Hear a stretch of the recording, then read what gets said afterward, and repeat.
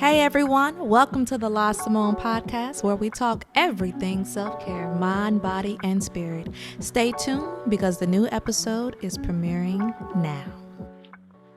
Hey everyone, it is La Simone here, and I'm so happy you all are joining me for the second episode of the La Simone podcast. Just telling you all a little bit about what this channel was, going to be entailing in the first video. We talked about emotionally, spiritually, we're going to talk about how to get through and take better care of yourself in all of those other areas. And one of the strongest, which I think truly comes after the second part, which is, firstly, I feel like spiritually you need to, be grounded and stuff in God and everything. If you don't love God, this channel may not be for you because we loves God over here. And mentally, we have to be strong. And I want to talk about that today, because I researched and I also tried a lot of these different rules and different steps myself.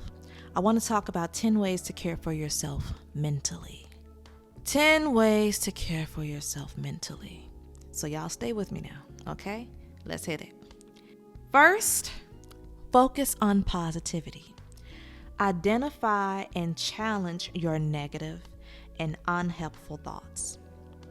If you are already thinking of something negative about an upcoming event or even the next work day, what exactly do you expect to happen if you already go in with these preconceived notions or these preconceived thoughts about what's going to work out for you and what is not? Y'all, I struggle with this daily. I'm not kidding y'all, because I see the bad in a lot of situations, and it's like we expect bad things to happen to us. And a lot of times our minds are convincing us already that it's not going to work out. The situation is bad. And that's why we have to remember to challenge our own minds. Don't let your mind control you. You have to be in control of your mind. You have to tell yourself positive things. I was actually just told this by,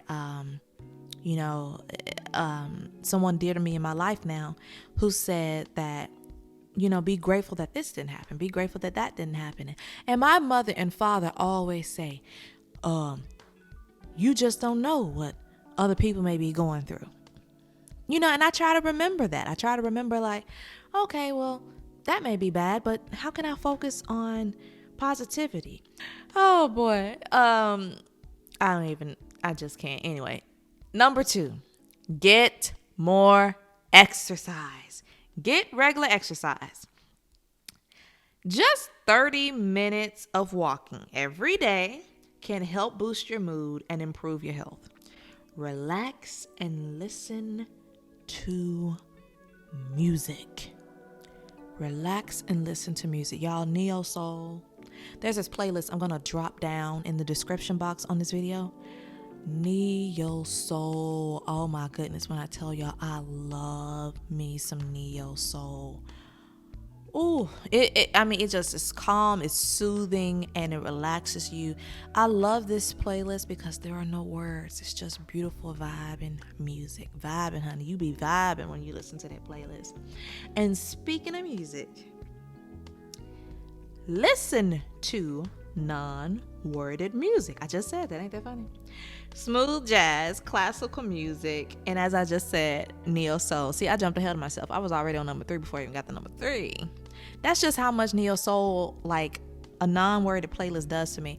You would be amazed just how calming and soothing when you're hearing no words to that music. You're just listening to the instruments. I love listening to a good guitar, a good bass, even a nice soft piano, a saxophone. Ooh, a beautiful saxophone. And, when you listen to this music, get yourself in the vibe, honey. It's a vibe. It's a vibe. You will begin to transform. A lot of what we hear plays a role in those negative thoughts. I'm going to let that sit with you. We'll come back to that at a later time because I got a whole video on talking about the gateways to our minds. And that's through our eyes and our ears. But moving on to number 4. Which is what I'm going to get more of, hopefully this year, eventually. Make sleep a priority. Stick to a schedule. You have to reduce light exposure from your phone or your computer before bed. 6 to 8 hours of sleep. Before bed, you don't even need to look at anything that is going to make you have to think and focus on this, that, and the third. If you go to bed at 8 o'clock, you need to be done looking at stuff at 7. If you go to bed at 10 o'clock, done looking at stuff at 9. Look, if you got kids, if you got family, tell them this here is our cutoff time. After this, we need to get rest because some of y'all got kids. You got to get ready for school. You got to help get your husband together for work the next day. You know, a lot of y'all have different things going on in your lives. And with many of us, we don't always get that full 6 to 8 hours of sleep. Y'all, I can testify to that because lately I ain't been getting hardly no sleep. And it's taking a toll on your girl. I know I'm starting to look older, but I don't need nobody coming in on that. Okay, in the description box, the comment section or whatever. I don't need no keyboard killers get to talking about like, yeah, I wasn't going to say nothing. Let's not do that, okay? Let's be mature and keep our mouth off stuff for that we shouldn't be keeping our mouth on. But anyway, the next point, practice gratitude. Remind yourself daily of things you are grateful for. Be specific. Write them down. Write them down at night. Like at 7 to 8 o'clock, that should be your time to get your thoughts together. Write down things you're grateful for. Or just replay them in your mind. I mean, some of y'all are not writers. Some of y'all are not people who like to sit and write everything down, jot stuff down. So just sit there and meditate and think about what you're grateful for. Some of y'all are grateful for your spouses, your kids. I'm grateful for my parents. I'm grateful for God. I'm grateful for strength that He's given me through these tough times that I've been dealing with. I'm grateful for His love. I'm grateful for God for having pity on a sinner as me. As many of us do. I'm grateful for friends. I'm grateful for a lot of things. And I think about how so many times we forget to show gratitude because we are so hung up on what our lives lack that we forget to appreciate what is. Yes, that is so true. And another thing that you all can do, number 6, journaling. Journal, write it down, your thoughts, whatever is weighing on your mind. See, this goes different than the other one because I said, you can jot down things you're grateful for. No, journaling, do not make your brain overly responsible for so many things. That's why I said write it down. If you are feeling angry, if you are feeling frustrated, if you're feeling all these different things that may come and happen in a day, you need to jot them down and get them out of your mind. Just write. Get a lock and key journal if you're so worried about other people seeing it. Or just get a thing of journals off of Amazon. I had got like 3 journals. Cute little, like, they're about this big. And I write. I was writing real,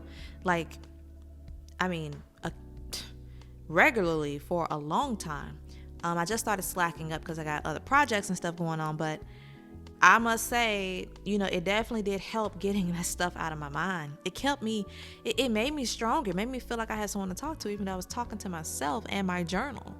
And it really will help y'all. I'm telling you, it has an effect on you. Just start by day 1. Didn't nobody say you got to fill the page? Don't, if you just want to write, excuse me, you all. If you just want to write,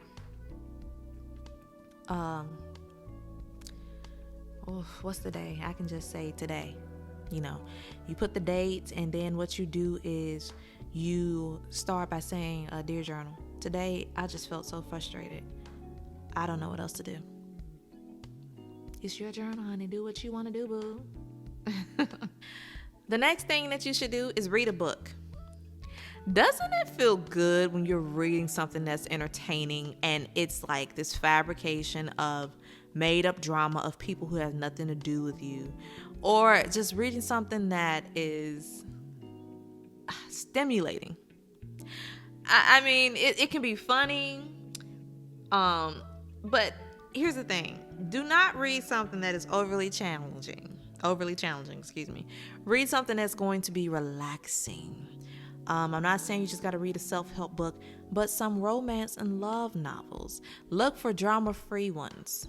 Like, y'all, I'm not trying to rid you of fun things in our lives, but doesn't that do something to you to make us think like, oh, I don't want to watch this, it's boring? That's why a lot of people say, well, we don't really see many romance movies and stuff anymore. It's all about drama. That says a lot about us as a society, y'all, and as a people. Hello. What's wrong with just the good life? The good life, you know what I mean?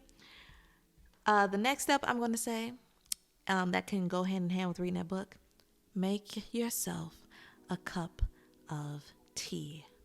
I'm about to call out a few of my favorites. Okay? Chamomile tea, ashwagandha tea, herbal tea, lavender tea, peppermint tea. Clear your mind.